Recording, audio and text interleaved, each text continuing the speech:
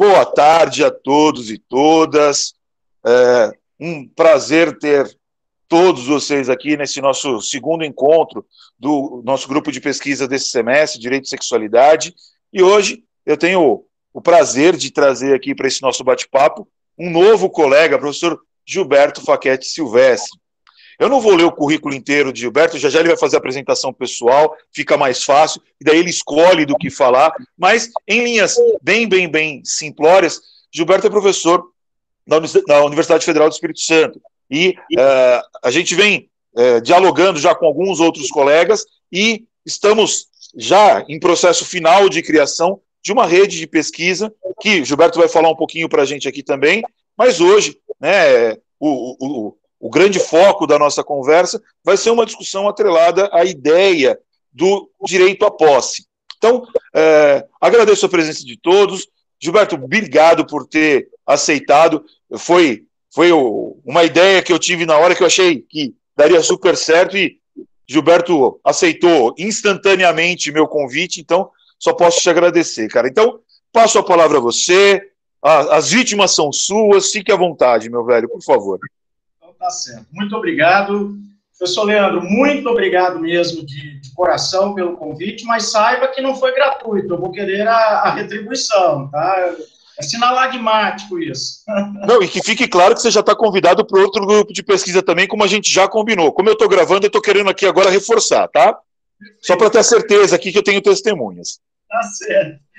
É um prazer, assim, o professor Leandro conheci recentemente, há pouco tempo, mas já se tornou um amigo, uma pessoa muito querida, está participando comigo de um projeto que nós concebemos aqui mais recentemente, que acho que é a primeira vez que a gente vai falar em público dele aqui hoje, e eu posso dizer que esse é o primeiro evento desse nosso projeto. Nós estamos criando uma rede nacional de pesquisas em direito privado e processo. Então, nós não estamos com uma rede de pesquisas que irá se isolar em um aspecto único do direito, né? Então, por exemplo, a gente tem a de direito civil, a gente tem a de direito da cidade, a gente tem a de responsabilidade civil, a gente tem uma que é só de processo civil. A intenção é, na verdade, fazer uma grande rede que abarque vários grupos de pesquisa de várias instituições de todas as áreas do direito privado, também do processo, né, do processo civil, da jurisdição civil, no caso, né, tem que ser civil para esses casos. Nós estamos tentando aí montar uma rede para que haja uma interlocução entre esses grupos de pesquisa. Então, só para que vocês tenham uma ideia, nesse grupo de direito e sexualidade, olha só que interessante, recentemente eu dei início a uma pesquisa de iniciação científica com o primeiro aluno trans do curso de Direito da UFES, em que nós estamos desenvolvendo uma tese de que a identidade de gênero, ela é um direito da personalidade. E todas as vezes em que ocorre a chamada transfobia, eu não gosto muito desse nome, sabe, professor Leandro? Mas, enfim, é como, né, se vulgarizou, entre aspas. Então, toda vez que há uma situação de transfobia, nós estamos defendendo a tese de que o dano maior, que o dano moral ele é muito maior e muito mais amplo do que uma simples lesão à honra. Ele é uma lesão à honra, mas também a outros direitos da personalidade. Isso estende, né, aumenta a extensão do dano e, consequentemente, a gente tem uma indenização, uma compensação pelo dano moral maior, porque a gente sabe que a maior punição que existe é o peso no bolso, né? Bem, então, nós estamos trabalhando isso e veja, assim, as grandes dificuldades que nós tínhamos, justamente fazer, às vezes, as relações entre direito e sexualidade, ou os aspectos jurídicos da sexualidade. E enquanto nós estávamos lá folheando livros e mais livros, a gente já tinha um grupo aqui estudando isso, que poderia ser a chamada mão na roda, né? Assim como, claro, né, esse meu querido aluno poderia vir para cá também, para expor para vocês melhor essa tese, a pesquisa que ele está fazendo, e principalmente, professor Leandro, a experiência que ele está tendo como o primeiro aluno trans no Centro de Ciências Jurídicas e Econômicas, né, que é o Centro de Ciências Sociais Aplicadas da UFES. Ele não é só do direito, lá aqui na UFES não somos divididos em faculdades, mas em centros. Então, essa rede de pesquisa, ela vem, nacional, ela vem com esse objetivo, né, de fazermos esse diálogo, conhecer as pesquisas em outros lugares, porque a gente acaba conhecendo muito as pesquisas daqueles nomes mais famosos, das instituições mais famosas, e às vezes nós temos aí outras instituições, outros pesquisadores que não são tão conhecidos como Gustavo Tepedino, por exemplo, né? Como os professores da USP, os professores da PUC, onde nós estudamos, da professora.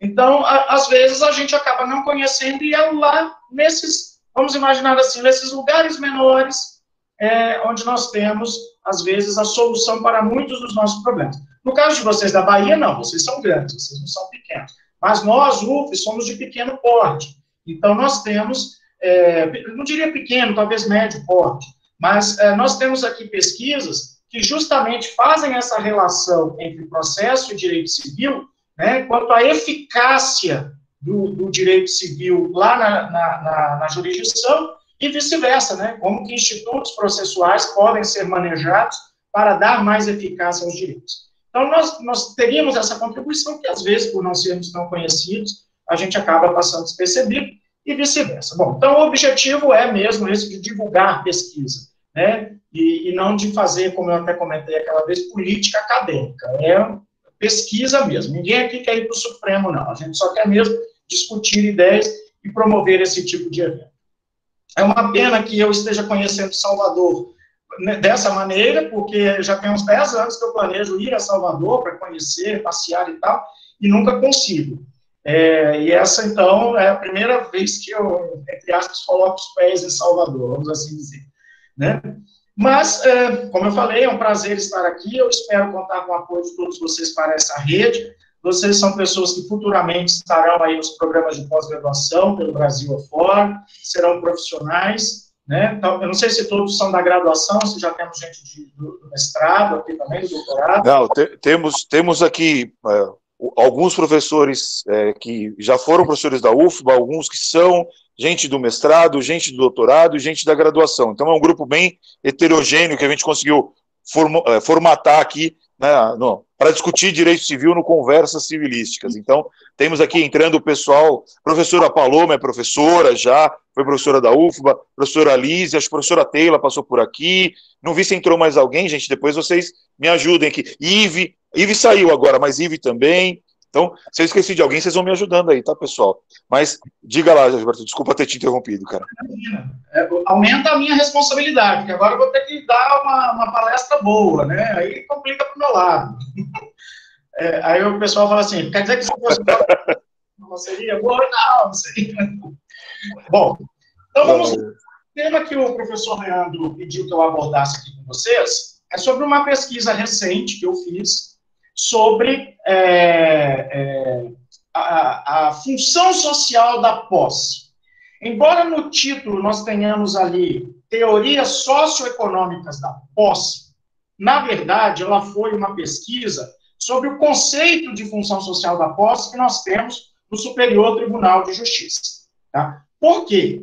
Porque nós temos as famosas teorias da posse do Zavitny, que é a chamada teoria subjetiva, e temos também aquela teoria chamada de objetiva, que é do Hering, né, ou Joe Hering, dependendo se você coloca o J na frente. Bom, nós também temos outras que são muito famosas, porém, às vezes, não são tão conhecidas, que são as chamadas teorias sociais da posse. E aí, nesse caso, eu já começo discutindo se essas teorias são realmente sociais, tá? No nosso início, só introduzindo aqui, passando o roteiro da minha apresentação. Então, eu iniciarei falando sobre se essas teorias são realmente sociais, qual a relação delas com a função social, tá bem? E depois nós vamos ver qual seria aquela adotada, né, no âmbito do Superior Tribunal de Justiça, e aí eu mostrarei para vocês uma metodologia que eu apliquei de análise de julgados para chegarmos a essa conclusão. Eu agora farei o seguinte, professor Leandro, eu vou pedir para o pessoal fixar essa tela aqui do papel branco como sendo a tela principal, né? Fixar como sendo única tela. Vou desligar a minha webcam, vamos colocar aqui como a principal, porque, como eu falei, não que isso seja uma virtude, mas eu sou um pouquinho cartesiano, certo? E aí, por causa disso, eu gosto de utilizar, assim, um material para ficar bem visual. Bom, o que acontece? Nós temos, então, as chamadas teorias socioeconômicas. Teorias que, nos livros que nós pegamos, são chamadas de teorias sociais da posse. Elas são apresentadas como complementos às teorias subjetiva e à teoria objetiva. Porém, ao ler aquelas que são apontadas como as teorias sociais da posse, ao ler essas teorias, eu verifiquei que de sociais elas têm muito pouco. Na verdade, essas teorias, elas são socioeconômicas. O fator econômico não fica desprendido do fator social quando essas teorias são elaboradas. Então, elas são, na verdade, teorias socioeconômicas da posse. Por quê? Eu preciso deixar bem claro e bem fixado que esse fator econômico, né, ele é tão ou mais importante quanto a questão social.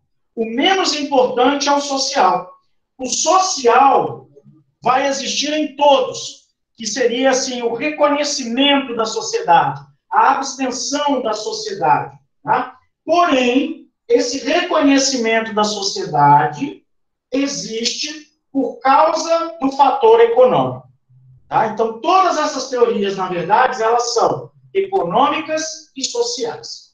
E aí nós tivemos, né, no âmbito da história da literatura jurídica, 4 teorias que podem ser apontadas como teorias sociais. A primeira delas é a de Silvio Perozzi. A segunda é a de Raymond Salley. A terceira será a de Lodovico Barassi. A quarta, de Antônio Hernandes Rio.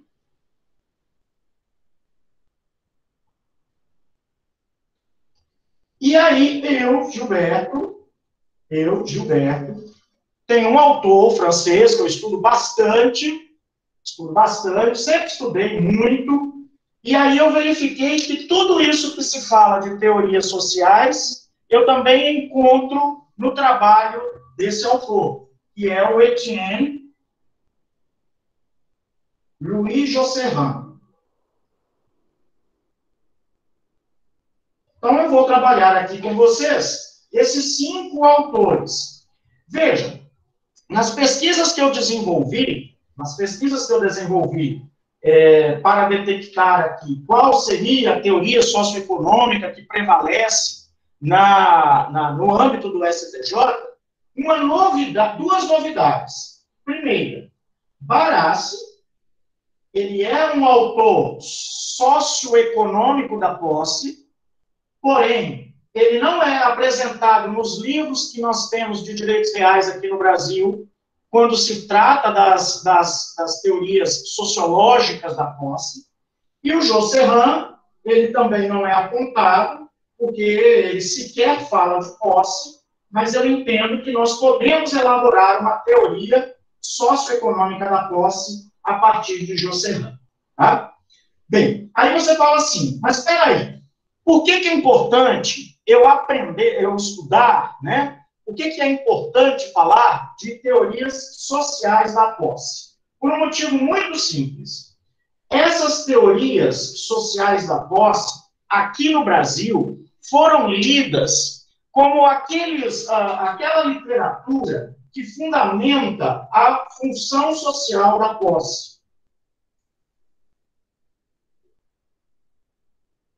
De todos esses 5 autores, somente o Hernández Gil, somente ele fala, expressa e especificamente sobre função social da posse.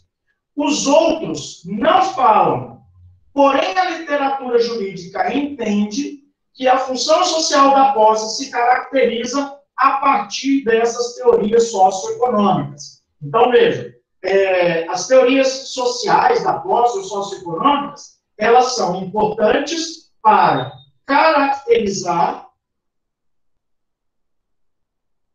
a função social da posse. Então, elas são caracterizadas pelas teorias. Então, ao estudar qual é a teoria socioeconômica da posse, automaticamente eu estou estudando qual seria aquele conceito de função social que o Superior Tribunal de Justiça está adotando nos seus julgados. Daí a curiosidade. O importante de estudar as teorias socioeconômicas, a importância é essa. Deixa eu só pegar um papel aqui. A importância é essa, a de conhecer o que se entende por função social no tribunal, nesse tribunal. Bem, aí então, vamos começar aqui falando sobre a primeira dessas teorias sociológicas, ou socioeconômicas, que é a do Silvio Perosi. Tá? Eu quero dizer para vocês que isso é uma conversa, é um papo para mais de 2 horas. Então, quando eu dou uma aula sobre essa, por exemplo, no mestrado, né, que tem o mesmo espírito desse grupo de pesquisa, ou seja, estudar com profundidade um certo tema, geralmente eu fico assim, 2 horas, 2 horas e meia. Tá? Então, aqui eu vou apresentar assim, as linhas gerais, tá, dessas teses principais, para que depois, então, a gente, pelo menos, compreenda um pouco da ideia que prevalece no Superior Tribunal de Justiça. Então, vamos falar aqui agora do Perosi.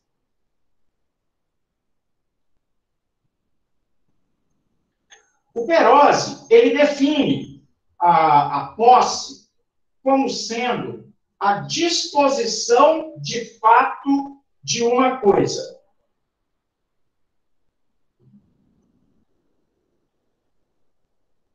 Disposição de fato de uma coisa. Muito bem. É importante destacar o que seria essa disposição e o que significa esse de fato. Bem? Bom, quando eu falo disposição, eu estou querendo dizer que a posse em Perosi, ela depende de uma vontade de ter.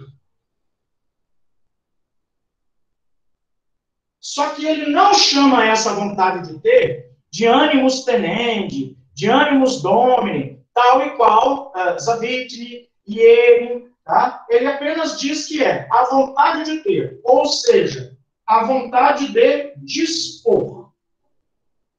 Eu quero, só isso. Enquanto que esse fato significa o reconhecimento social.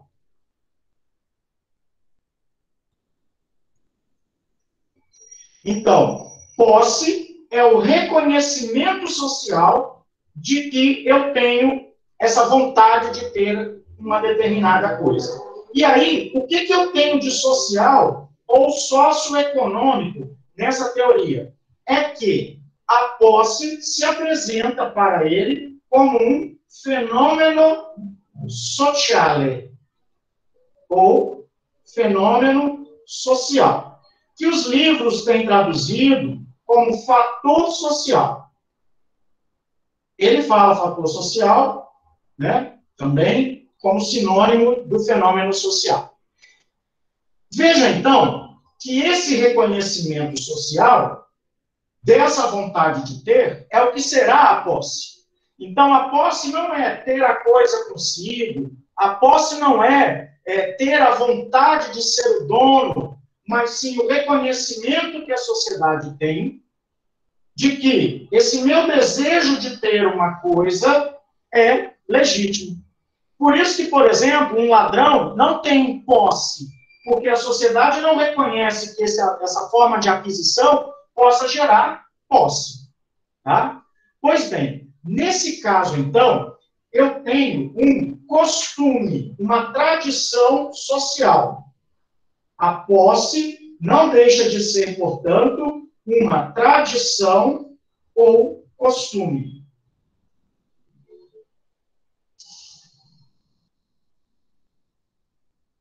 Ela é uma tradição, tá? Sempre caracterizado por esse reconhecimento. A partir do momento em que eu reconheço, a partir do momento em que eu tenho a minha posse reconhecida, eu sou o possuidor e, portanto, ninguém pode tirar a coisa de mim. Basicamente, essas são as linhas gerais. Evidentemente que é uma teoria muito mais consistente, muito mais desenvolvida. Mas, em resumo, observe que a posse, em Perose, é uma relação ético-social. Mas uma relação ético-social baseada em um reconhecimento.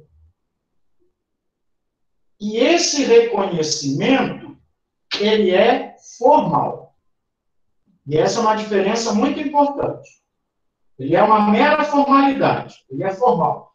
Tá? Então, não interessa se você, por exemplo, tem um imóvel e você passou o cadeado, foi embora e deixou ele lá. O que interessa é que a sociedade entende que a partir do momento em que você tem um registro de que aquilo é sua propriedade, a partir do momento em que você passou o cadeado, e a partir do momento em que só você tem a chave, pronto, você é o possuidor e ninguém pode mexer naquilo. Para Perose, isso basta.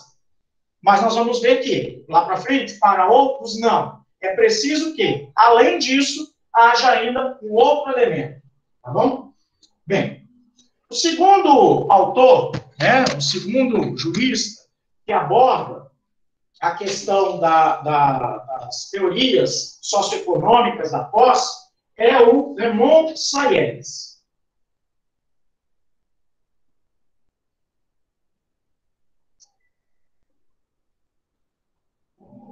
Bom, o Sayers, ele desenvolve a chamada teoria da apropriação econômica das coisas.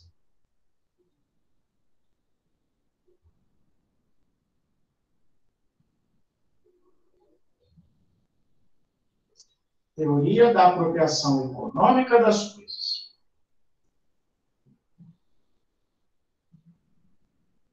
Aí, observe você que esse fator já começa a pesar. Então, não basta ter e não basta ser reconhecido pela sociedade. É preciso que a posse realize uma atividade econômica. É preciso que essa apropriação tenha um fim econômico. Então, realização do fator econômico.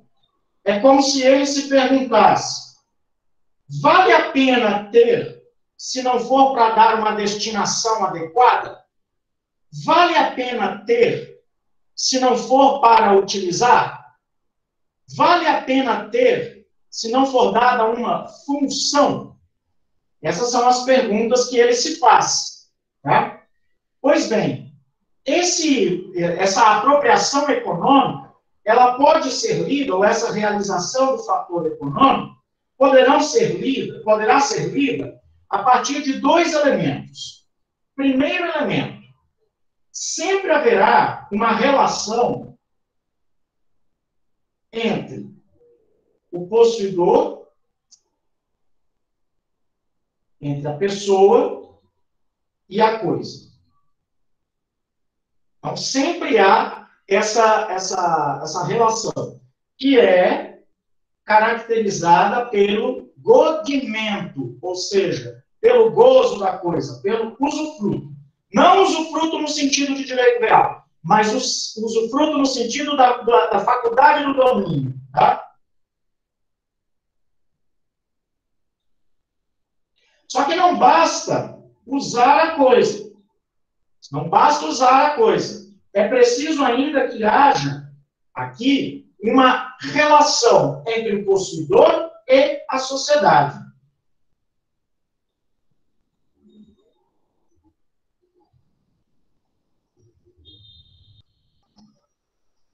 Então, eu tenho relação entre pessoa, possuidor e coisa, e a relação entre possuidor e sociedade. Que relação é essa? A sociedade aceita a relação número 1. No número 2, a sociedade aceita essa relação entre o possuidor e a coisa.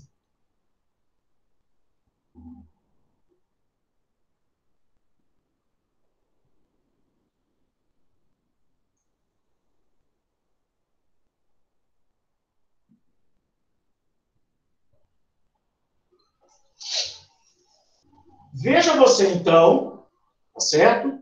Veja você que nós também temos aqui, tal e qual Perose, esse elemento formal. Um elemento formal que também é baseado nos costumes, também é baseado na tradição, tá bem? Porém, nós vamos ter aqui o diferencial de Saleri, que é essa causa possessiones, ou seja, o uso econômico da coisa, dar a ela uma realização, realizar a posse economicamente. Esse seria, então, o elemento material. E aí, esse elemento material, inclusive, é até apontado como a causa possessiones.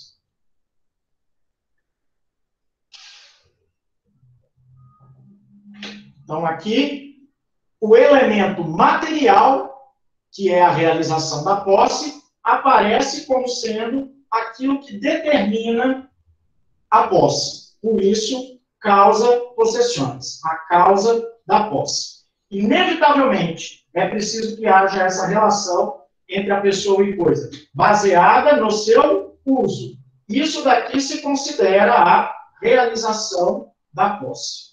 Sem isso, não há realização da posse. Então, basicamente, é isso daí. A sociedade reconhece se houver um uso correto, uma realização econômica da coisa.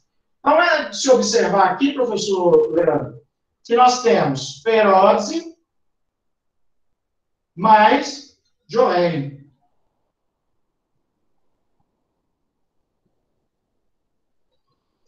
Perose mais Joelho. Ambos dialogando entre si para a teoria do Salles. Bom, há um jurista brasileiro, só que ele é ligado ao chamado direito da cidade. E aí nós, que somos mais do direito civil, talvez não o conheçamos. Tá? Ele é uma pessoa que, embora seja de direito da cidade, escreve muito sobre posse. E eu diria até, professor Leandro, dos meus autores favoritos hoje, dentre os autores contemporâneos. Para ele, embora eu não concorde com ele em alguns pontos, mas isso não significa, como tem Maurício Mota, está muito preocupado se Gilberto concorda ou não com ele, né? Mas, assim, só para dizer que eu também tenho, assim, eu penso com a minha própria cabeça. Eu não concordo com ele em alguns aspectos, mas eu acho muito interessante. Ele diz que a teoria da posse do Código Civil foi a de Saleri.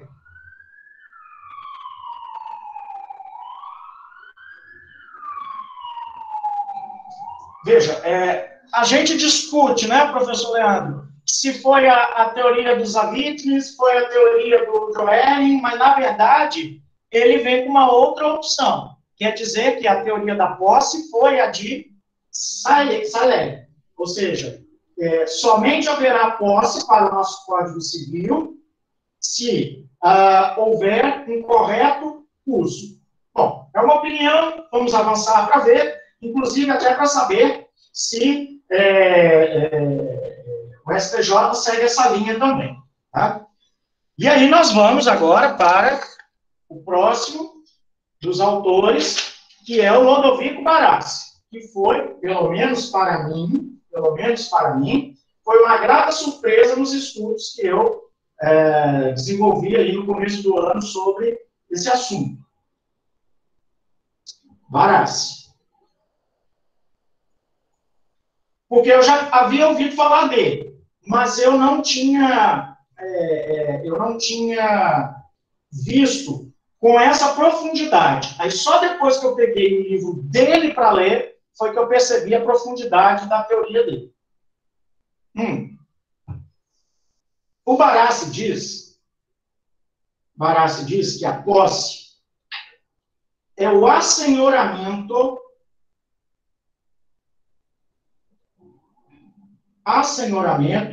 de uma coisa por alguém.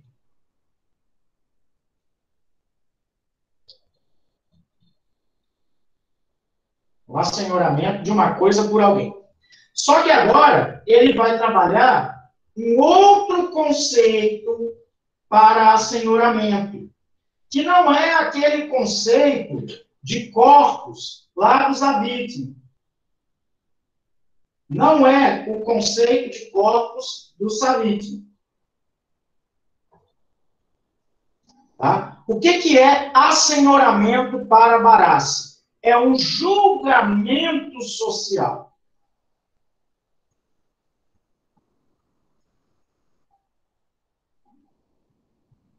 É um julgamento social. É um juízo de valor.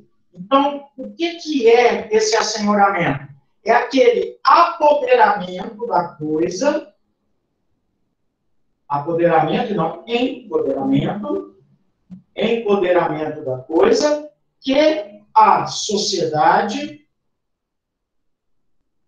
valora como importante ou relevante.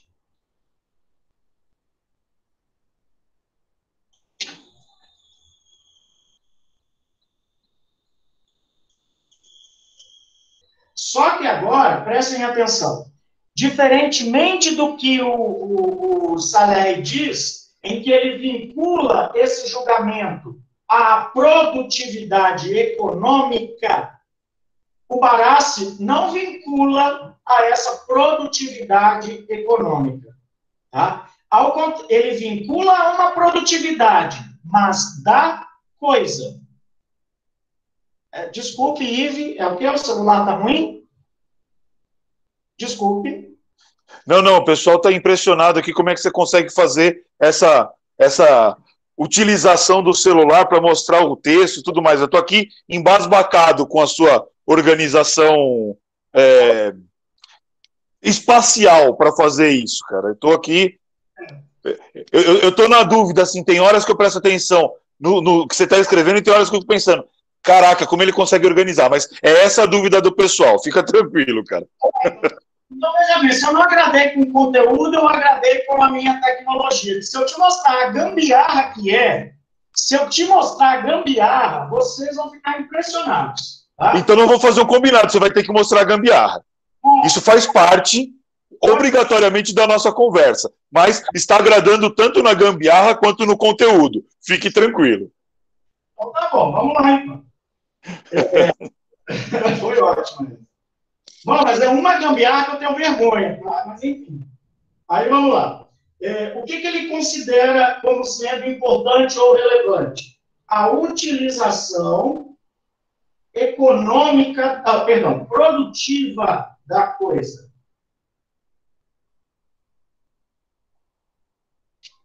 Aí, vamos lá. Esse produtivo aqui, para Barassi, não significa necessariamente no sentido de gerar renda, gerar lucro, tá? Não é necessariamente lucro.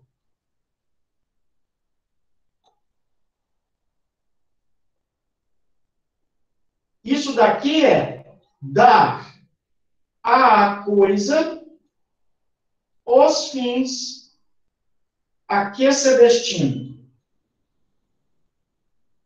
Então, por exemplo, uma casa que está lá abandonada e alguém invade. Esse invasor, ele tem uma posse. Mas não porque ele está, por exemplo, alugando essa casa, fazendo gerar lucros e dividendos, mas porque ele está dando à coisa os fins a que se destina. Evidentemente que se tratar de um lote de terra, né, de uma máquina ou de uma indústria abandonada, evidentemente que esse fator, como eu poderia dizer, produtivo no sentido de econômico, né, de trabalho, tudo bem. Mas aqui eu posso ter, só que aí veja bem, ele não disse isso, tá? Ele não disse isso. Aqui eu tenho aquelas noções de posse que hoje são muito usadas aqui no Brasil. Mas, ó, ele não disse isso, tá? A posse pro labore, ou seja, para trabalho. Eu tenho a posse pro morada. Eu tenho a posse pro mísero. E eu tenho a tal da posse legitimada. Tá? Ele, ó, pelo amor de Deus, quero deixar bem claro na gravação. Se alguém falar por aí, está gravado. Hein? Não foi ele quem disse isso. Eu estou dizendo que isso é uma aplicação disso. Ou seja, isso daqui corresponde a isso no que nós temos hoje aqui no Brasil. Tá bem? Bom, então, observe, assim, ele fala muito, ele trabalha muito com essa ideia de dar à coisa a sua destinação. Por quê? Por que dar à coisa a sua destinação? Porque para ele, a improdutividade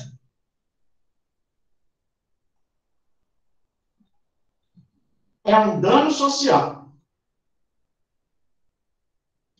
Agora presta atenção, que não é um dano social, professor Leandro, no sentido daquele do Antônio Junqueira de Azevedo, lá de 2004. Não é no sentido de lesão ao direito de segurança, não é aquele dano social, tá? O dano da sociedade, mas no sentido de uma situação ilegítima, tá? No sentido de uma situação não aprovada pela sociedade. Eu diria até que imoral.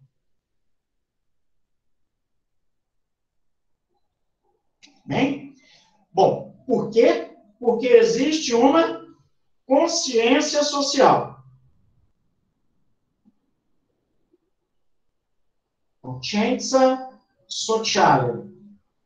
Uma consciência social de que só há posse quando a coisa é utilizada. Então, é preciso dar à coisa os fins a que se destina. Não necessariamente econômicos. Não necessariamente econômicos. Tá? Agora, nós temos aqui uma questão, né? Uma questão que é a seguinte: a posse, ela não será um poder individualístico, ela também é um poder social, né? Então, ela não é uma coisa só do sujeito, ela é uma coisa, vamos assim dizer, também da sociedade. A posse tem que trazer benefícios para a sociedade. Nesse aspecto, sim, eu posso falar de uma teoria sociológica da posse e de uma função social da posse. Então, a meu ver, é a partir daqui que a gente começa a falar de uma ideia de função social da posse. O Perozzi e o Salehi, o que eles tinham, não era uma teoria da função social da posse, mas uma teoria da função econômica da posse. Tá? Agora, a partir daqui, não. A partir daqui é a função socioeconômica da posse. Tá bem? Bem, aí agora, eu acho que sobre o Barassi, eu acho que isso é suficiente. Vamos lá. Acho que podemos ir para o próximo, para o espanhol, para o Hernández Gil. Antônio Hernández Gil.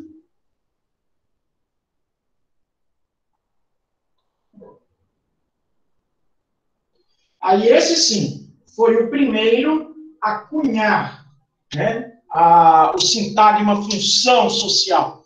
Foi o primeiro, inclusive, a escrever sobre função social da posse. Tá bem? E aí, ele irá caracterizar a posse,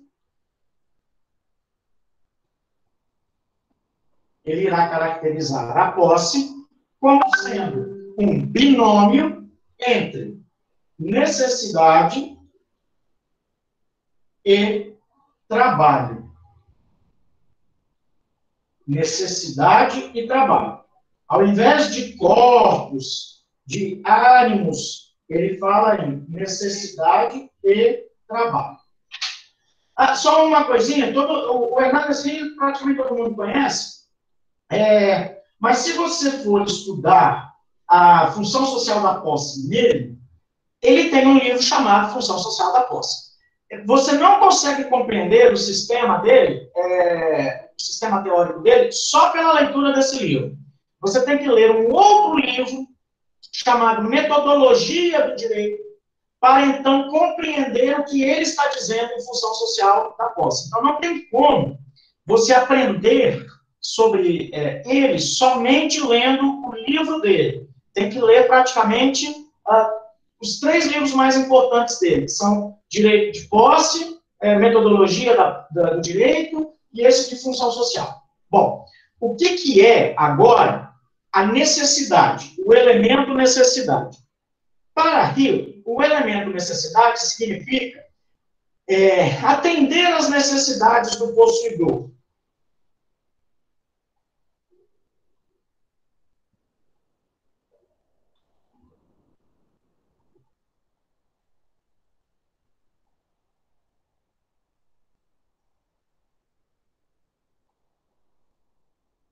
E que necessidades são essas? Sustento, lazer, o emprego. Por outro lado, o trabalho será a utilização da coisa.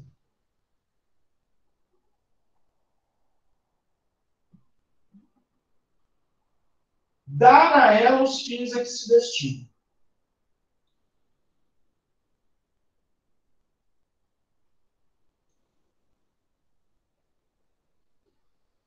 Certo? Bom, nesse caso aqui, ele também irá colocar o reconhecimento da posse pela sociedade, ele vincula o reconhecimento da posse pela sociedade, portanto, à produtividade. Vincula a produtividade. Só que essa produtividade aqui, ela ganha o sentido de também de godimento, ou seja, de usufruto. Bem aproveitamento da coisa. Aproveitar bem a coisa. Tá? A partir disso, tá? A partir desse binômio e dessa situação, a sociedade vem aqui e faz um julgamento.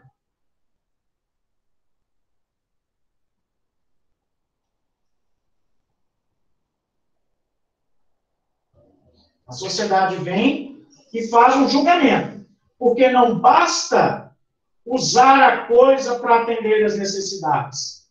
Porque, às vezes, eu uso a coisa para atender às necessidades que não são legítimas. E, às vezes, eu até nem uso tanto a coisa, como, por exemplo, uma casa de praia para onde eu vou somente 3, 4 vezes por ano. Tá? Às vezes eu nem uso a coisa tanto assim, uso pouco. Mas, para saber se aquilo é posse, é preciso saber se esse uso e se essa necessidade são considerados legítimos de acordo com os valores sociais. Então, esse julgamento social é se o binômio se adequa aos valores sociais. Aos julgamentos, portanto, de uso correto, de adequado uso da posse, das coisas. Agora, apenas para terminar o sistema dele. Uma coisa interessante que ele diz: não basta proteger a posse, não basta proteger, é preciso garantir que todas a tenham, que todos pelo menos tenham acesso a ela. Então, não basta proteger.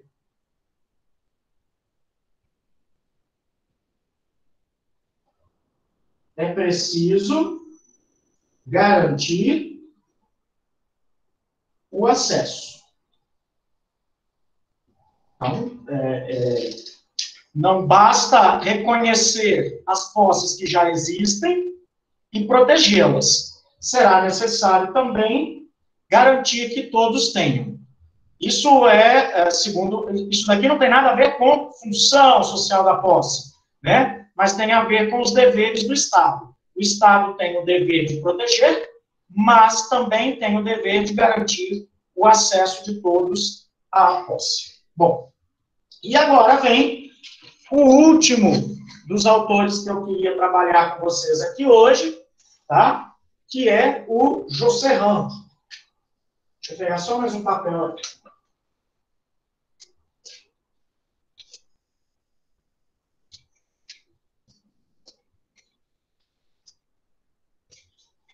Josserand.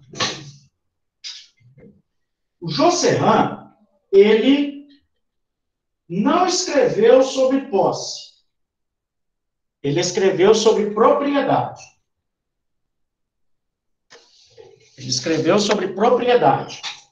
E ele não escreveu sobre função social da posse ou da propriedade. Ele escreveu sobre abuso do direito de propriedade. Então, aqui ele tem uma teoria do abuso do direito.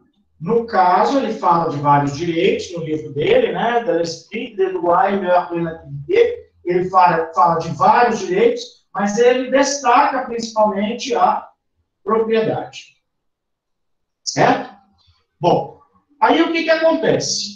Primeira coisa que a gente precisa colocar aqui para vocês entenderem, a teoria de Josserand. Ele diz que todos os direitos têm um limite. E esse limite é a sociabilidade.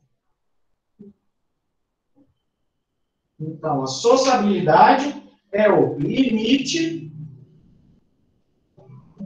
dos direitos. Na verdade, perdão, não é um limite dos direitos, é um limite do exercício dos direitos.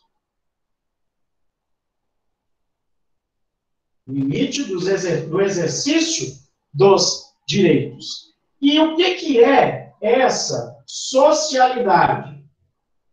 É, tal e qual os outros estão dizendo, uma conformidade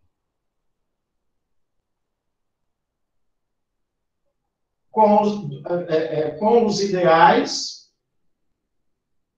coletivos ou, né, sociais. Certo?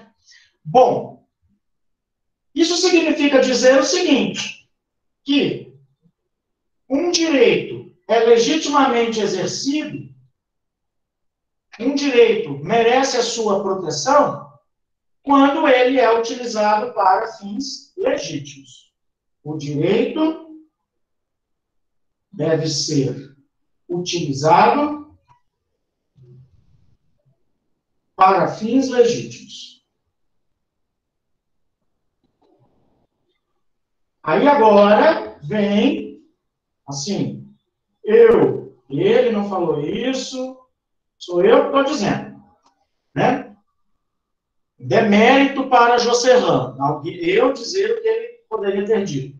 Mas, na minha opinião, analisando aqui o Josserand, eu acho que nós podemos, sim, retirar daqui uma teoria socioeconômica ou social da posse, que seria a seguinte: posse,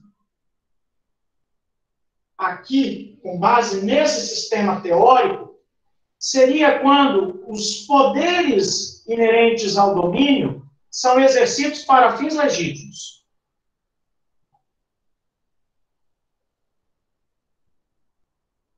Quando os poderes inerentes ao domínio,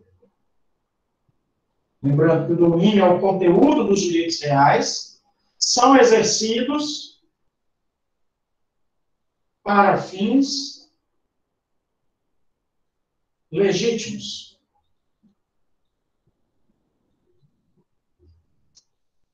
Ou seja, se não há um exercício legítimo, haverá uma ilicitude. E nós temos um critério para isso, que é o artigo 187, pelo menos nós aqui no Brasil, né?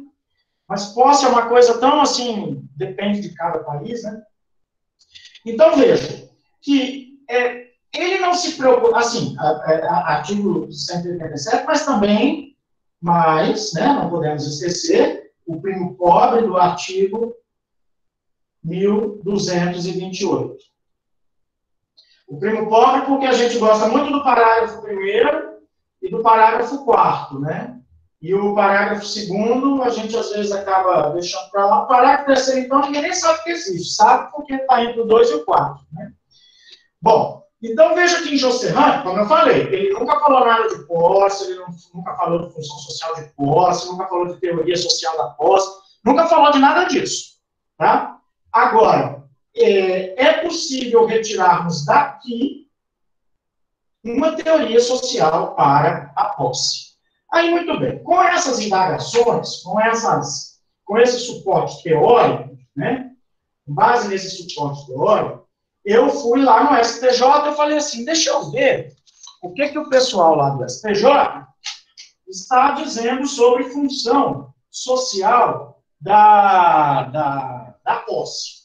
Aí, então, agora, eu vou mostrar aqui para vocês, deixa eu só desligar esse, né?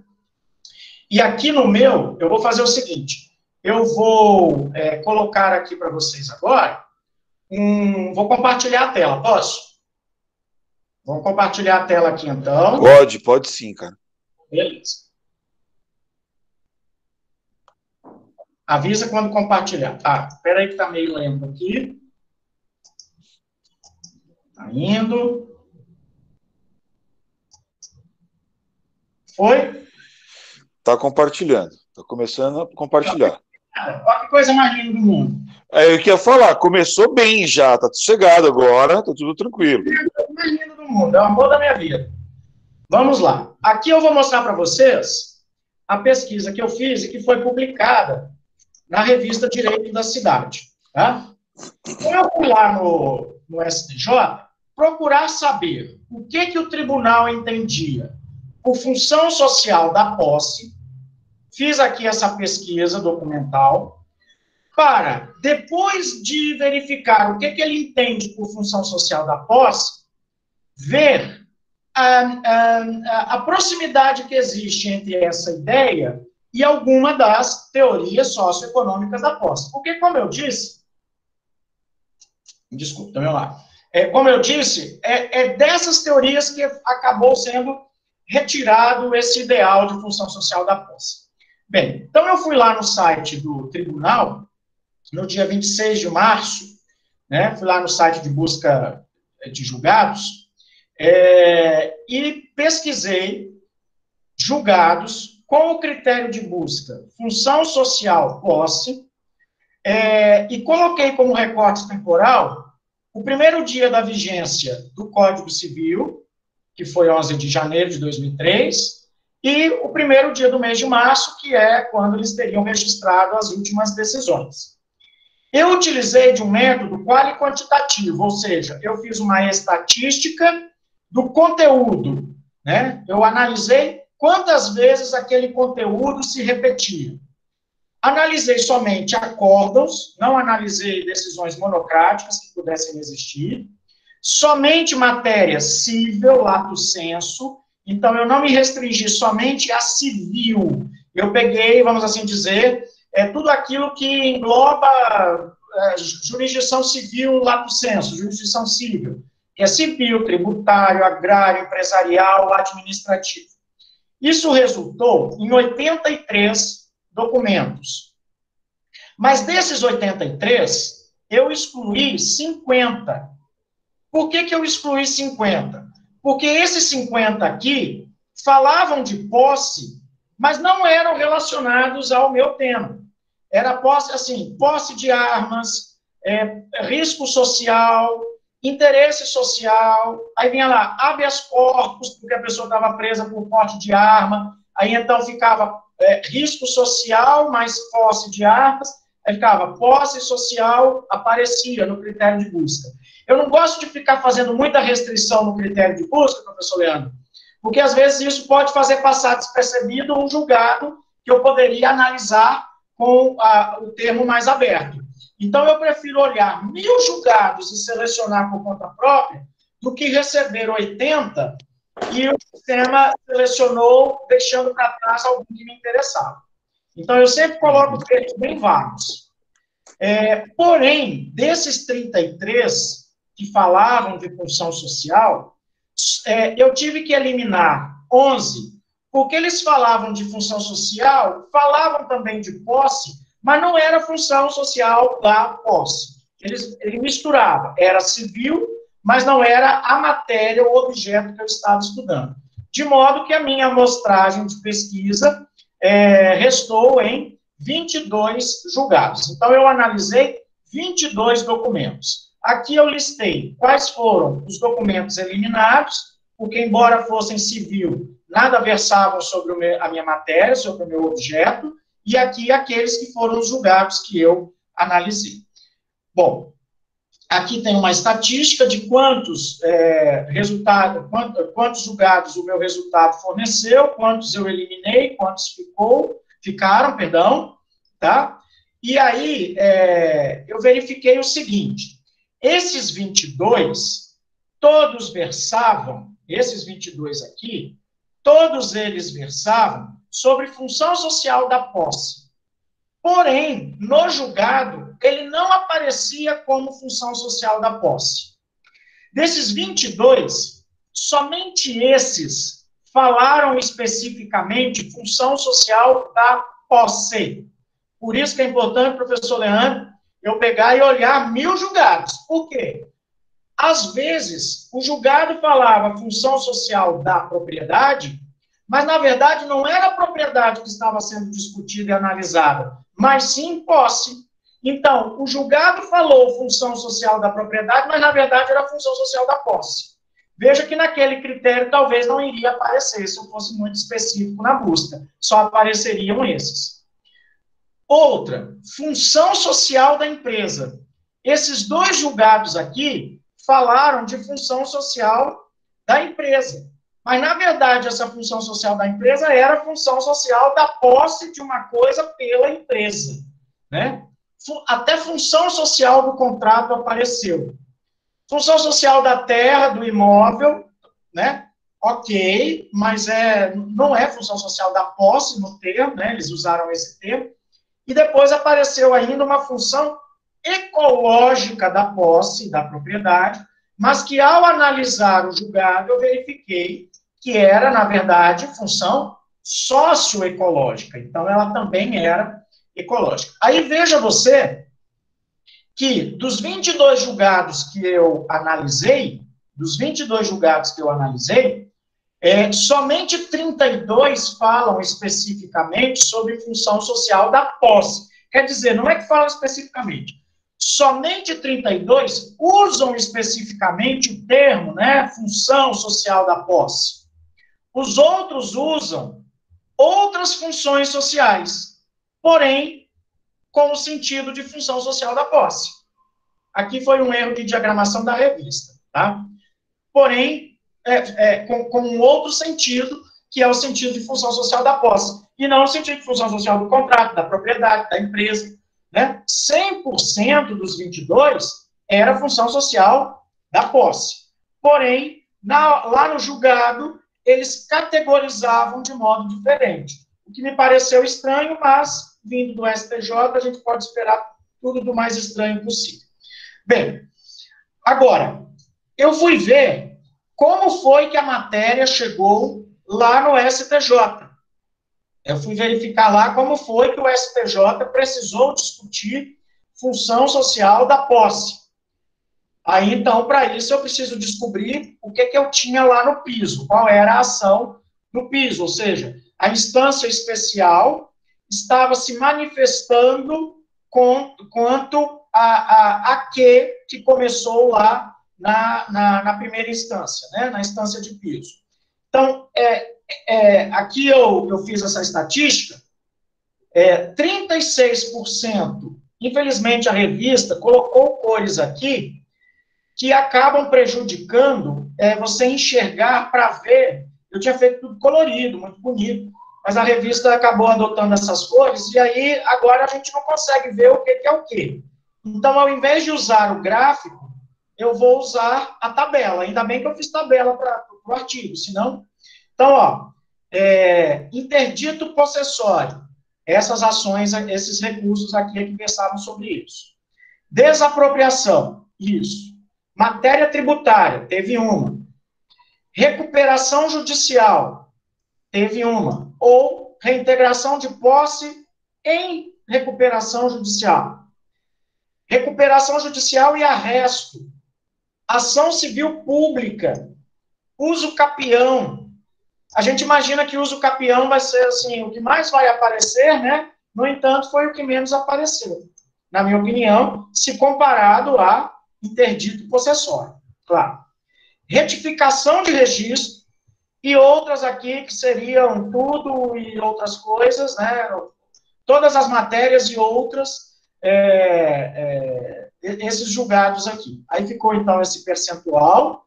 Observe que o percentual maior acaba sendo o de interdictas, né? Mas eu também tenho outros aqui, outras matérias.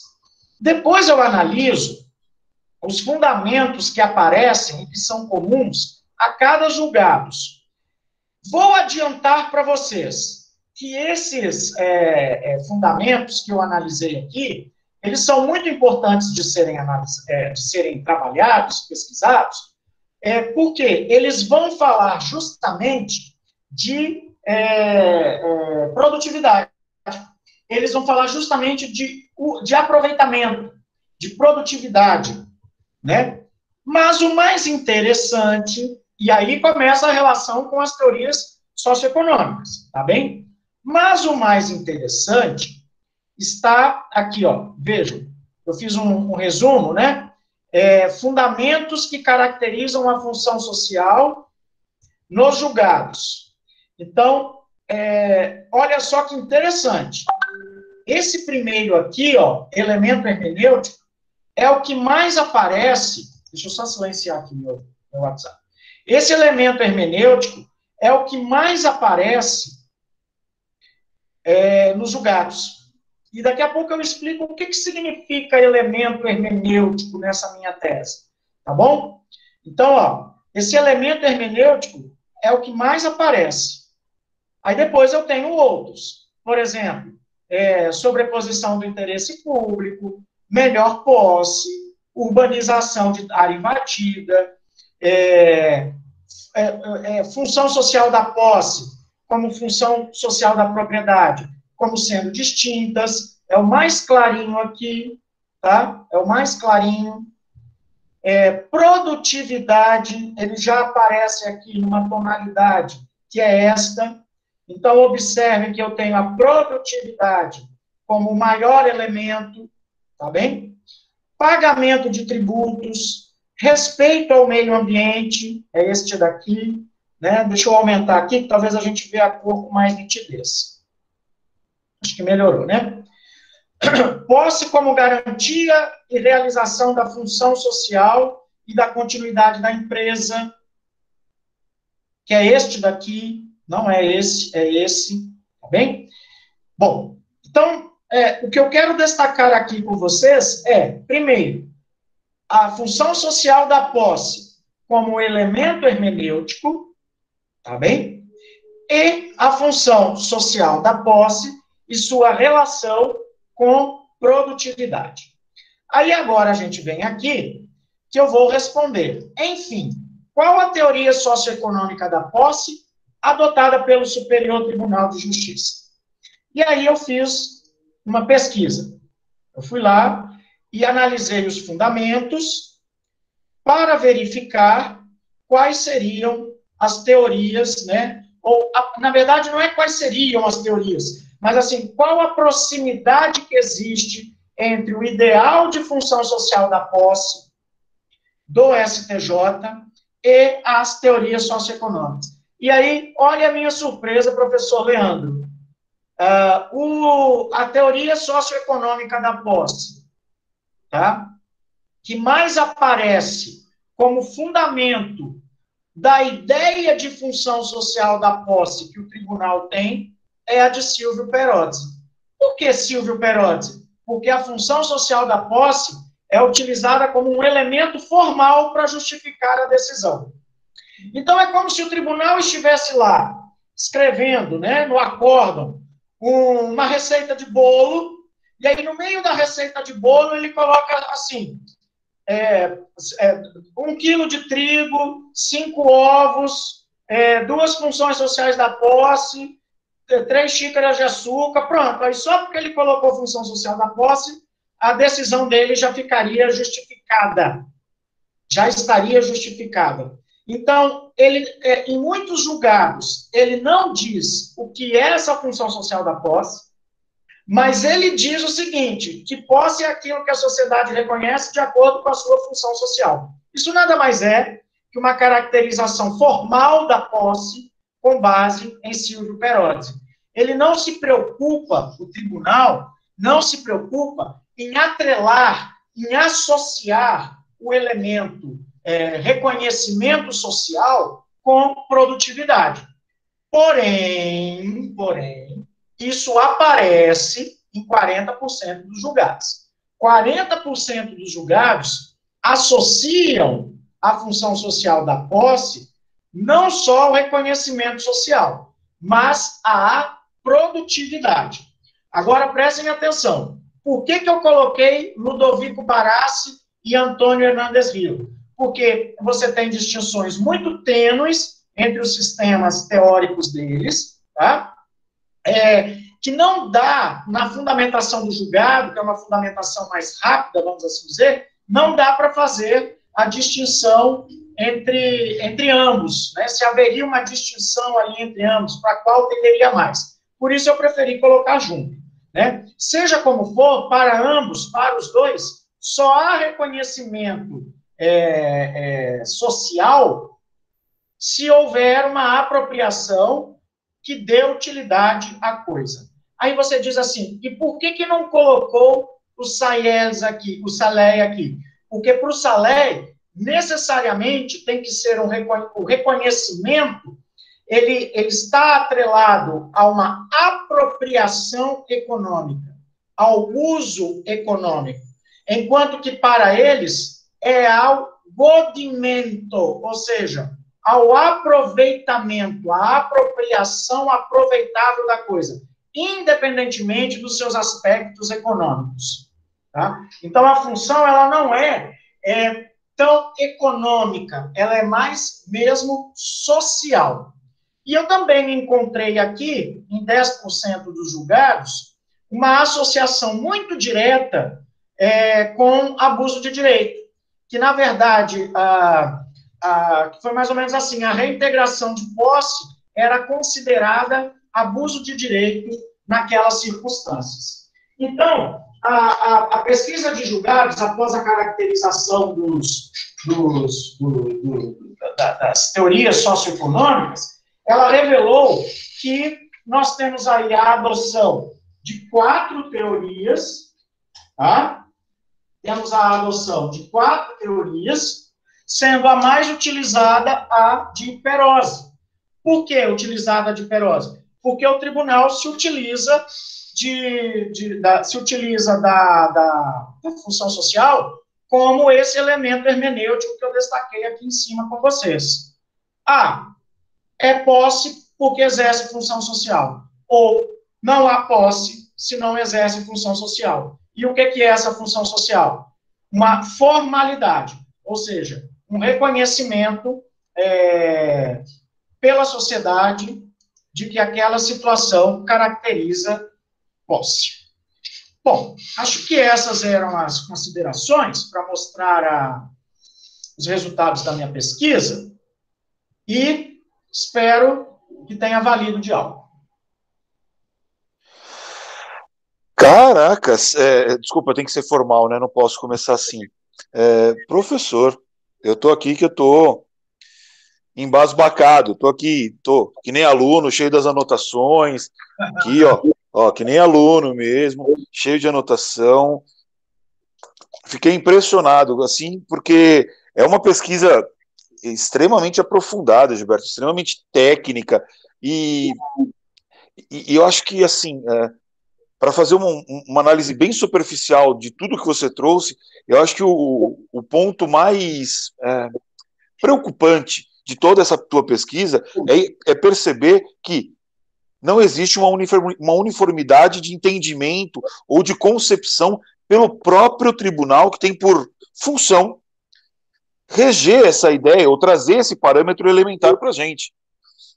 E aí, eu vou até fazer um comentário rápido aqui, que às vezes eu faço com os meus alunos.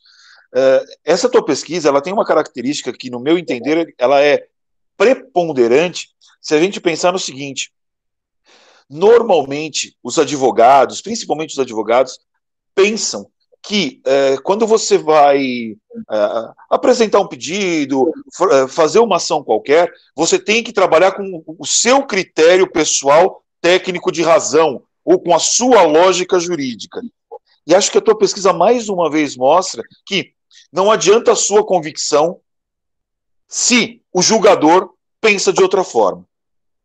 Se, por exemplo, você sabe que o teu pedido, né, o teu recurso, por exemplo, vai ser analisado por um ministro, nesse caso específico, né, pensando já no STJ, mas por um ministro que tenha esse viés de entender que a teoria da posse, da função social da posse, seria atrelada a esse ou aquele doutrinador, é essencial que você trabalhe o teu texto no seu pedido vinculado com essa perspectiva.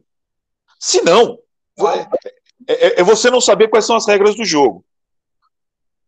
Eu sei que academicamente falando, o que eu estou dizendo pode parecer estranho, porque academicamente você tem que ter a sua perspectiva, o seu entendimento, qual é o seu conceito técnico a ser utilizado. Só que a gente não pode ignorar que, no final das contas, a decisão vai vir do Poder Judiciário. E se o posicionamento do Poder Judiciário, naquele momento, ou daquele grupo de julgadores, por assim dizer, num sentido, não adianta você querer apresentar a sua teoria ou forçar a compreensão da sua teoria. Talvez você possa usar isso de forma até mesmo subsidiária dentro do contexto como um todo, mas esse tipo de levantamento que você traz, além de ser extremamente elaborado, ele é essencial para quem vai discutir qualquer tema atrelado à questão da posse como um todo nos tribunais superiores, mais especificamente no STJ. Então, assim, eu começo te dizendo de uma forma muito simples. A sua modéstia às vezes incomoda porque ela é totalmente desprovida de sentido. Porque a explanação que você fez aqui, eu tenho aqui outros colegas aqui na sala que são professores que dão aula desse tema e que é visível aqui, eu vejo alguns deles. Assim, a tua apresentação foi um negócio sensacional, estruturado, indicou cada uma das perspectivas, as distinções, e nos permitiu entender onde você quer chegar. E o que eu mais gostei, e aí já é mais uma confissão aqui, deixa eu ver se eu consigo dividir a tela para que todos nos vejamos aqui. Deixa eu ver se eu sei fazer isso. Mas o que eu achei mais interessante de tudo, no final das contas, por mais tolo que possa parecer, é que a tua tese, por assim dizer, ou a teoria que você entende que é adequada, é aquela que não tem vinculação direta com as teorias mais tradicionais, mais corriqueiras, mas se a gente for parar para analisar, e aí eu não vou falar isso porque você está aqui na minha frente, mas é extremamente lógica. Você entender ou pensar na ideia da função social vinculada à ideia de ilicitude da utilização, do exercício daquele direito, sistematicamente é mais, na minha visão, é mais lógica. E você foge de alguns... Foge não, vai. Mas você evita algumas discussões que são atreladas sobre esse tema, e são discussões extremamente delicadas. Pode parecer mais simplista de uma certa maneira, mas ao mesmo tempo ela é mais técnica, dentro de um ponto de vista. E afasta toda aquela discussão da amplitude do ânimos ou do corpus, né? Até onde isso iria. Se você tem o direito e você exerce esse direito dentro dos limites, você resolve. E o que eu gosto mais, de uma certa forma, a gente acaba trazendo a solução para as discussões de posse, que, eu não sei se você tem essa mesma percepção, mas o Código trata da posse de forma absolutamente descuidada. Se eu não me engano, são 10 artigos, acho que falam de posse. Acredito que seja mais ou menos isso. Não, você... não, são 28. Aquela primeira partezinha ali, né? Mas, e você consegue trazer a solução do conceito lógico todo para a teoria geral. Você consegue a solução de boa parte de todo o entendimento na teoria geral do direito civil, né? Lá no 87, 8687, que você trouxe aqui na nossa discussão. Eu estou aqui meio bobo, tá? Não sei se o que eu falei tinha sentido, mas eu gostei demais. Eu vejo, pelo que eu vi passando aqui, os alunos também gostaram demais. Eu vou até olhar aqui, vi algumas cabeças balançando aqui, obrigado. Eu vou balançar aqui um pouco a minha câmera, até para olhar aqui, se tinha alguma pergunta específica aqui. Eu acho que tinha uma passando aqui. Deixa eu ver aqui, que era uma de um artigo aqui, ó. A Larissa pergunta o seguinte: se na sua opinião, o 243 da Constituição, que trata da expropriação de terras, pode ter sido inspirado por alguma das teorias apresentadas. O que você pensa nesse sentido, Gilberto? Então, veja bem, nesse caso específico, a Constituição ela teria sido inspirada por um outro princípio geral do direito, que seria a socialidade, que também inspirou a ideia de função social da posse. Só que como é que a gente constrói a função social da posse? Né? Aí nós fomos beber nessas teorias socioeconômicas da posse para dar um significado para ela à luz da necessidade de sociabilidade. Aquele ideal lá que aparece nas teorias, vamos assim dizer, principalmente a do Hernández Gil, que já em 80 era o presidente da Suprema Corte espanhola, eu não sei se ele era presidente, acho que era presidente, mas enfim, que veja, ele tem essa ligação com o direito constitucional, tá? Cria essa cultura de socialidade. Então, o 243, na verdade, ele é resultado de uma cultura de socialidade, que certamente essas teorias contribuíram. Só que a gente precisa ter em mente que essas teorias, elas são do direito privado, enquanto que a Constituição, embora tenha sido civilizada, eu não falo que houve constitucionalização do direito civil, eu falo que houve uma civilização da Constituição. E se alguém for contra, a gente briga de foice no escuro depois ali fora. A Constituição, ela foi civilizada, mas nesse aspecto, ela sofreu muita interferência do direito público. Então, assim, eu não diria ter havido, Larissa, uma influência direta, mas nós tivemos uma mudança cultural, e essa mudança cultural levou a esse artigo. E aqueles autores influenciaram essa mudança cultural para criar essa cultura de socialidade. Gilberto, agora um outro questionamento aqui, agora eu vou correr o risco de ser maldoso, mas eu conheço um pouquinho da minha vítima, então eu vou jogar aqui a pergunta do mal.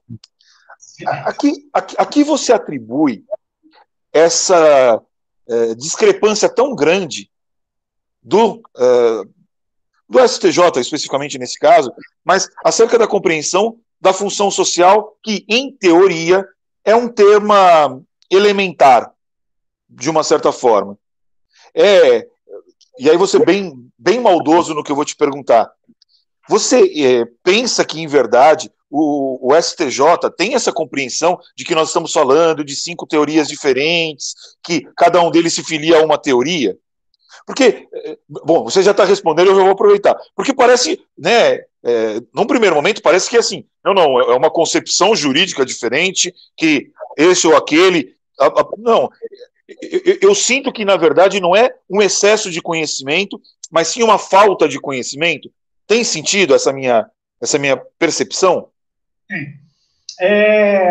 A primeira coisa, só para. Não constou no artigo, deveria ter constado agora. Você me deu essa ideia. Se um dia eu reescrevê-lo, eu coloco isso. Eu também digitei o nome dos autores, das teorias, lá na busca. Porque quando eu digito, se ele foi usado como referência lá no acórdão e tal, ele aparece lá embaixo, né, no site. Nenhum apareceu. O Hernandes Rio que apareceu em um. Né? Que apareceu em um. O que acontece? Na minha opinião, nós criamos verdadeiros monstros. Há uns 10, 15 anos atrás, a gente começou a achar que a solução dos nossos problemas passava pelo judiciário. E aí nós começamos a dar muitos poderes para o juiz. Paralelamente a isso, nós passamos, e se eu estiver falando isso daqui, e talvez assim esteja, vamos assim dizer, criticando o pensamento de alguém, me desculpe a deselegância, mas não é por deselegância que eu falo isso, nós criamos também um câncer no nosso sistema jurídico, que foi a principiologização, que se deu por meio de cláusulas gerais e conceitos jurídicos indeterminados. Então, a gente acha que a gente pode resolver todos os problemas por meio de princípios. E a gente não usa o princípio para interpretar regras que resolvem problemas. Então, o princípio tem passado por cima. Então, assim, o STJ, ele acabou ficando poderoso, monstruoso, e por vezes até, vamos dizer assim, ele não quer saber da regra, ele quer saber do princípio, porque isso faz com que ele decida logo. Então, por exemplo, para que apareceu esse Código do Processo Civil de 2015, cujas novidades são praticamente, as novidades são difíceis de aplicar, por exemplo. Para que trouxe esse código?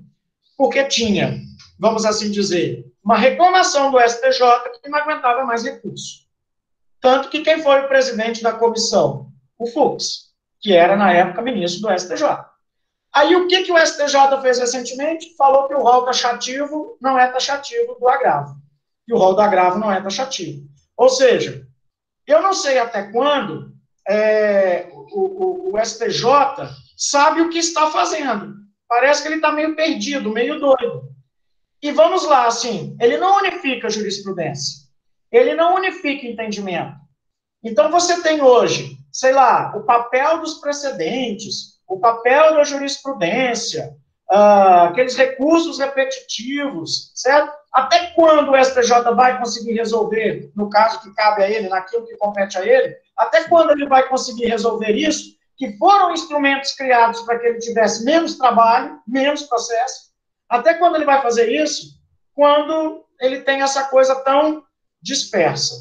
Então, assim, a partir do momento em que eu digo, olha, função social resolve problemas, a partir do momento em que eu tenho isso, cada ministro pensa de um jeito, as coisas são aplicadas de acordo com a vontade deles, com o que eles querem. Eu vou ser sincero, eu não tenho esperança quanto ao nosso sistema judiciário. Não tenho. Cada dia que passa, eu fico mais desanimado. E agora você vê ali, né, parece, eu não sei até quando é fofoca ou é real, aquele que será indicado para o STF. Veja que ele é um ministro, tudo bem, ele era um advogado, depois ele foi ser desembargador do TRF1. Mas, poxa, é um juiz que já quer ser poderoso, indo para um tribunal que é mais poderoso ainda. Então, assim, tem que colocar... Se o presidente quer acabar com o ativismo judicial, quem é que ele tem que colocar lá? Um advogado. Não alguém que já é juiz. Porque quando ele estiver, ele já quer ser o todo, ele já se acha e quer ser poderoso por causa do ativismo. Agora sim que ele vai ser mais poderoso e mais ativista. Né? A única coisa que eu discordo radicalmente de você é que, sim, eu ainda tenho alguma esperança. Porque a hora que eu perder a esperança, aí, porque assim, eu acredito que de alguma forma esses nossos bate-papos, ainda que nós já tenhamos passado um pouco do momento, mas tem alguns jovens aqui ainda, eles precisam acreditar. É por isso que eu não sou politicamente correto. Esse é o momento. Ainda bem. Eu só tentei demonstrar assim, um tiquinho mais de esperança nesse caso. Tá certo. Não, você está certo. Você está certo, eu não estou certo, não. Eu vou só fazer uma pergunta simples aqui aos presentes. Eu sei que tem bastante gente aqui, tá, na nossa sala. Eu vou pedir uma licença a todos, mas eu vou direcionar aqui aos professores que estão na sala, aos pesquisadores que já têm mais estrada, para ver se alguém quer fazer alguma ponderação ou quer fazer alguma pergunta para o Gilberto. Vamos aproveitar. Tudo bem que Gilberto, a gente já combinou que ele vai virar arroz de festa nas nossas atividades, né? Agora que a gente tem a rede pronta, então a gente não faz convite formal, não. A gente só manda mensagem e fala assim, vem, por favor. Né? Mas deixa eu ver aqui. Eu vejo que quem está aqui dos professores, eu vejo Ive, eu vejo Paloma, vejo Lise, eu vi Teila passando agora há pouco, a Teila está aqui também. Tem mais alguém aí, gente? Alguém que queira fazer alguma pergunta? E aí, em seguida, a gente liberta a nossa vítima aqui para que a gente possa bater um papo discutir tentar elaborar alguma coisa para depois discutir com mais profundidade com o Gilberto num outro momento. Profas, diga, querido. Aqui em Vitória, a gente não fala arroz de festa, a gente fala cocada baiana. É mesmo? Eu não conhecia essa. Pois é. Ó, temos mais uma expressão para colocar aqui, porque eu estou aprendendo algumas, tá? Então, sabemos agora que cocada baiana é o arroz de festa do Espírito Santo de Vitória. Ou seja, tá em todos. É uma homenagem aos baianos, sinal de que tem sempre nas nossas festas tem uma cocadinha. E outra, nada como uma boa cocada, né? Mas, enfim, pelo que posso ver aqui, com todo respeito, só as meninas da ala do professorado aqui. E vocês sabem, quando eu falo meninas, vocês entendem, a gente já conversou sobre isso, antes que alguém brigue comigo, fala que eu sou um monte de coisa, tá? Vocês sabem que eu não sou, tá bom? É só uma forma carinhosa, vocês me conhecem o suficiente para saber disso. Porque daqui a pouco, a hora que terminar, eu vou tomar bronca, tá? Porque, assim, a coordenação do grupo Conversas Civilísticas, ela é basicamente um mundo feminino. Eu só tomo bronca e falo sim, senhoras, não senhoras. Eu estou nesse nível. Tá? Então, por isso que eu pergunto aqui com toda a educação, porque eu sei que eu vou apanhar depois. O Brasil só vai ter jeito quando uma mulher for presidente, desde que não seja Dilma. Desde que não seja Dilma. Entregou de um lado e tirou do outro. Adorei essa. Foi sensacional. Mas vamos lá. Meninas, alguém quer fazer alguma pergunta específica? Se tiver mais alguém aqui, me avisem, tá? Mas na tela eu vejo agora Paloma, Ive, Lise e Teila. Se tiver mais alguém, gritem, por favor. Manifestem-se. Eu queria fazer só uma ponderação. Diga, Ive. Professor Gilberto, foi um prazer ouvi-lo. Eu fiquei super interessada na abordagem da função social como, na verdade, um requisito do abuso, né, do direito de propriedade. E eu não sei se eu consigo atrelar, mas existe uma teoria de que a função social não seria um requisito da propriedade, como característica de uma propriedade constitucionalizada, mas sim como parte da própria noção conceitual de propriedade. E aí, pode me corrigir se eu estiver equivocada, quando você atrela a noção do respeito à função social ao exercício dentro dos limites da propriedade, só corrobora com essa teoria de que a socialidade não é em si uma característica ou um requisito, mas sim a própria essência da propriedade. Correto esse posicionamento? Para Josserran, é isso mesmo. Josserran caracteriza isso, caracteriza os direitos a partir disso, né? Evidente, ele não fala de posse, fala só de propriedade, mas todos os direitos têm esse elemento sociabilístico. Ele até fala sociabilismo. Eu falo socialidade, mas ele também usa esse termo. Ele tem esse elemento sociabilístico, que é, assim, essa aceitação pela sociedade. Então, o que poderia ser abusivo para ele? Vamos lá, eu tenho um terreno, um lote, que eu estou praticando especulação imobiliária, até aí tudo bem, não tem problema nenhum, mas eu não cuido desse terreno. Deixo que ele se torne, por exemplo, um criador de mosquito, matagal, pode oferecer risco para bandidos praticarem crimes, estupros, principalmente, né? Nesse caso aí, o meu direito de propriedade dizer eu faço o que eu quero dentro da minha propriedade, ou eu faço o que eu quero com a minha posse, não vale para ele. Ele diz o seguinte, que o seu direito, ele é um direito que você está exercendo ilicitamente. E você pode vir a responder por isso. Não só indenizando os prejuízos, mas você pode, inclusive, perder a coisa. Por quê? Porque esse elemento de socialidade está faltando lá no conceito do direito. Isso é super revolucionário para um período na França, na primeira metade do século XX, você imagina falar isso na França, né? Ainda com as tradições do Código Napoleônico, que existem até hoje. Então, assim, foi super revolucionário. Eu posso estar até equivocada, mas a gente tem uma professora aqui da casa da UFBA, professora Roxana Borges, que ela tem um artigo, inclusive, falando da função social da propriedade como um direito fundamental e nessa perspectiva do não cumprimento ser um abuso do direito. Eu depois vou procurar o nome desse artigo, qualquer coisa eu disponibilizo, inclusive, no grupo Conversas Civilísticas para a gente. Isso, por favor. Faz o favor de passar claro, para ele me repassar. Senhoras, se nós não tivermos mais nenhuma pergunta específica para... Temos uma pergunta. Na verdade, não é pergunta. Eu queria, em nome do grupo de pesquisa, te agradecer, professor, porque além de uma aula maravilhosa sobre direitos reais, né, na verdade sobre posse, né, mas além dessa aula fantástica, você deu uma aula muito interessante para a gente sobre metodologia. Eu comentei aqui no chat, acho que foi de grande valia para que a gente possa realmente entender. A gente tem aqui no grupo, além de nós professoras, nós temos, né, pessoas que já graduaram, mas também temos muitos alunos de graduação.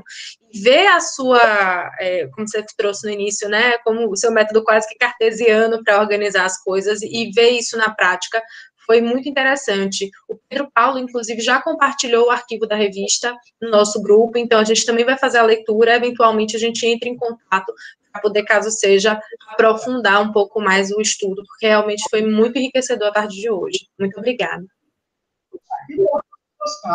Agora, bonitão, a coisa...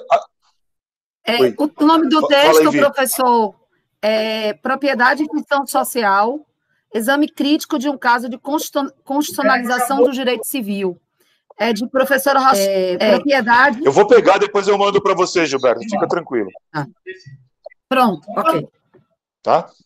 E é claro, agora, bonitão, você explicou, foi técnico, ouviu, falou de posse. O negócio é o seguinte, a gente esperou até agora para saber qual que é o esquema da gambiarra. Peraí.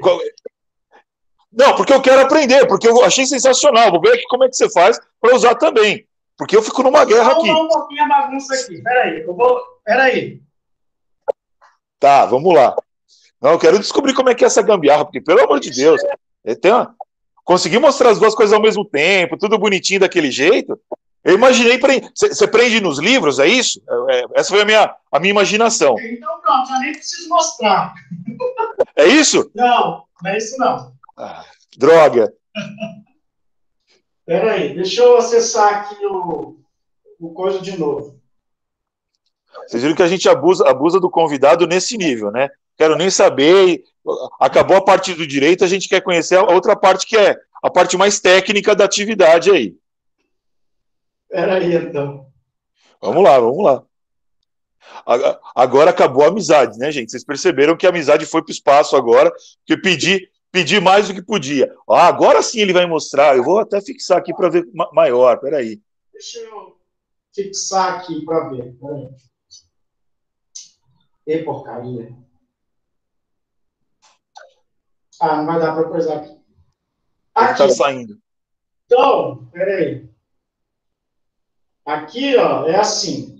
Eu comprei aquele ring light, né? Sim. Agora eu entendi. Aí eu comprei aqui esse suporte. Aí você abre ele aqui e coloca o celular. Aí o celular fica assim. Só que eu ainda não comprei aquele negócio de couro para colocar aqui. Eu estou usando o coisa da Caixa Econômica. Pá. Ó, pode parar, então, que quando você falou que era uma gambiarra, a gente achou que era uma coisa, assim, totalmente absurda. Estava preso num copo, em alguma coisa. Não, você tem todos os equipamentos certinho, tem um negócio para prender, não sei o quê. Eu achei que era um negócio mais professor Pardal mesmo. Esse bico de pato aqui é para pregar no canto da mesa. Só que isso aqui teria que ser mais alto. Então eu tenho que colocar na pilha de livro para poder ficar alto. Só que se eu coloco aqui, ele vai virar, vai cair. Aí eu tenho que colocar peso. É isso.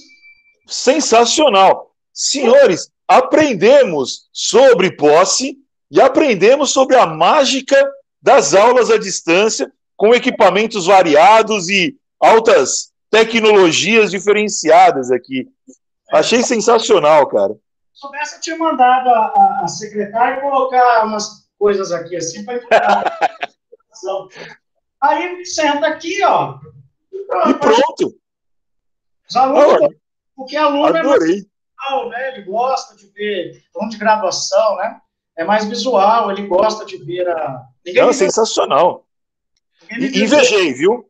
Invejei, vou confessar aqui.